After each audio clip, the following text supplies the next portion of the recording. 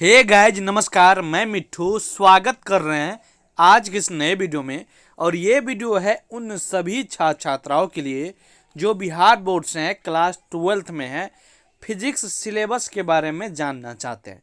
यानी अगर आप 11th में हैं अभी, या आप 12th में इस बार एग्ज़ाम देने वाले हैं, या आप कोई भी हैं अगर जानना चाहते हैं तो इस वीडियो को पूरा देखिए। आपको संपूर्ण जानकारी इस वीडियो में हम आपको बताने वाले हैं कि जो है 12th का फिजिक्स का सिलेबस क्या है, किस सब्जेक्ट से कितने मार्क्स के क्वेश्चंस आपके एग्जाम में पूछे जाते हैं।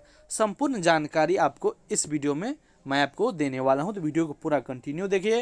वीडियो पसंद आए तो वीडियो को लाइक कीजिएगा, अपने सभी दोस्तों मित्रों में शेयर कीजिएगा, जिससे उन्हें भी संपूर्ण जानकारी समझ में अच्छा से आ पाए। चलिए आपको हम बता रहे हैं।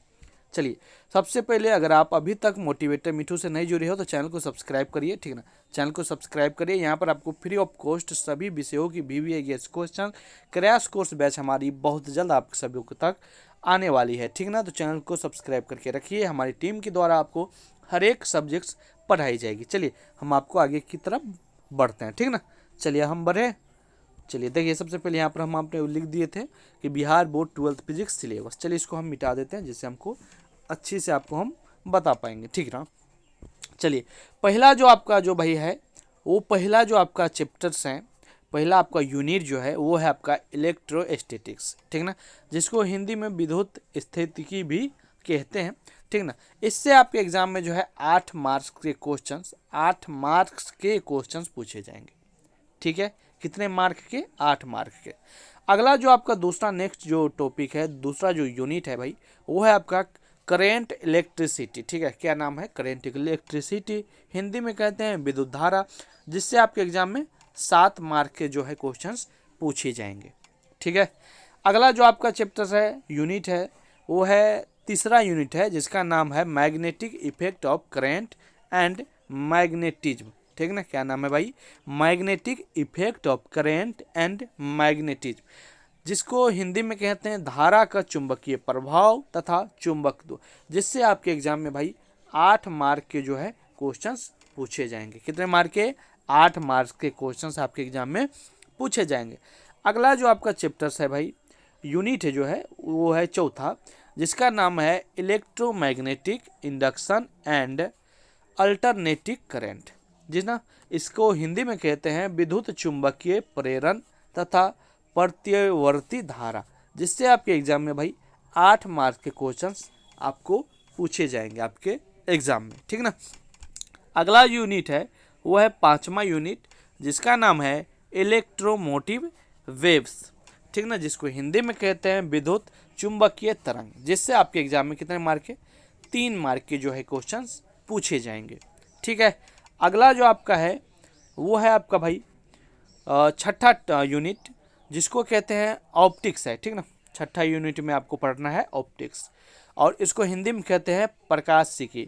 और ये चैप्टर आप लोगों के लिए बहुत इम्पोर्टेंट है, और इसी से सबसे ज़्यादा जो है आपको नंबर आने वाली है, ठीक ना। और इसी से सबसे ज़्यादा मार्क के आपके एग्जाम में क्वेश्चंस पूछे जाते हैं, इसी यूनिट से, जिसका नाम है ऑप्टिक्स, ठीक है। इसको आपको अच्छा से पढ़ना चाहिए।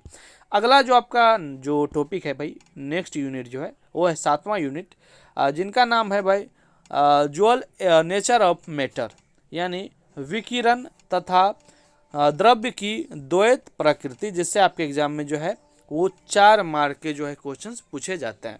अगला यूनिट है वो है 8वां यूनिट, जिसका नाम है एटम्स एंड न्यूक्ली न, जिसको हिंदी में कहते हैं हम परमाणु तथा नाभिक, और जिससे आपके एग्जाम में 6 मार्क के जो है क्वेश्चंस पूछे जाते हैं। कितने मार्क के? 6 मार्क के क्वेश्चन। इसके बाद अगला जो हमारा यूनिट है वो 9वां यूनिट है, और जिसका नाम है इलेक्ट्रॉनिक डिवाइसेस, और इसको हिंदी में कहते हैं इलेक्ट्रॉनिक यंत्र, जिससे आपके एग्जाम में जो है 7 मार्क के जो क्वेश्चंस हैं वो पूछे जाते हैं। अगला जो हमारा टॉपिक है वो है 10वां टॉपिक, 10वां यूनिट, जिनका नाम है कम्युनिकेशन सिस्टम, जिसको हिंदी में संचार व्यवस्था कहते हैं, और इससे भी आपके एग्जाम में जो है भाई 7 मार्क के क्वेश्चंस पूछे जाते हैं। टोटल जो आपका हो गया वो हो गया आपका 70 मार्क्स, ठीक है ना। आप इसको जो है जोड़ लेना। और कुछ लोग ऐसे भी होते हैं, अगर आपको 70-72 तक रहे तो आपको घबराना नहीं है, ठीक ना। इसी में से जो है अगर आपको 70 हो गया तब तो ठीक है। क्या होता है कि कई बार किसी टॉपिक से 1 मार्क, इस टॉपिक से मान लीजिए कि किसी एक टॉपिक से बढ़ा दिया और किसी बार इससे बढ़ा दिया, तो आपका 1-2 मार्क जो है अंतर होगा। अगर 72 भी हो गया हो तो घबराना नहीं है, आपको तैयारी इसी प्रकार से करनी है 72 मार्क की, क्योंकि इसी में से किसी से 2 मार्क कम पूछा जाता है और न, ठीक ना। लेकिन आपको पढ़ना है इसी ही प्रकार से, इतने ही टॉपिक को पढ़ना है, इतने ही आपके एग्जाम में क्वेश्चंस में आएंगे, इतने ही मार्क्स के, ठीक ना। घबराना नहीं है, कंफ्यूजन होना ही नहीं चाहिए आप लोगों को। ये आपका हो गया 70 मार्क जो कि आपके एग्ज़ाम लिए जाएंगे, और 30 मार्क जो होंगे, 70 मार्क का ये हो गया और 30 मार्क का आपका प्रैक्टिकल होगा, और टोटल आपका हो गया 100 मार्क्स, ठीक ना। थोड़ा सिलेबस जानकारी और मैं आपको बता दे रहा हूँ। जैसे कि आप सब जान ही रहे हैं कि इसमें आपको मतलब कि जो भी आपके ऑब्जेक्टिव पूछे जाएंगे उसको आपको डबल ऑब्जेक्टिव पूछे जाएंगे। कितने? डबल। और सब्जेक्टिव में भी आपको 2 गुना रहेंगे, ठीक ना। तो ये तो आपको पता ही है, इसलिए मैं आपको बताना नहीं चाहता हूँ। जितने सारे क्वेश्चन रहेंगे सभी क्वेश्चन डबल डबल आपको पूछे जाएंगे। इतना ही मार्क के इतने ही टॉपिक को आपको पढ़ना है, और इतने ही टॉपिक को अगर आप देखोगे ना भाई, तो आपको इतने ही टॉपिक को, जैसे कि इससे 8 मार्क के आते हैं तो इसको डबल कर लो 16 मार्क के।